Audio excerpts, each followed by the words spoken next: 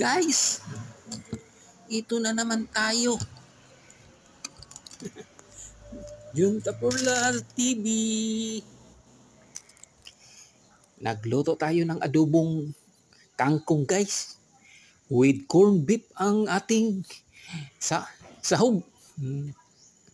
Nilagyan natin ng corned beef, carrots, kamatis, sibuyas, luya, at saka ahos. Yan ang ating mga ingredients.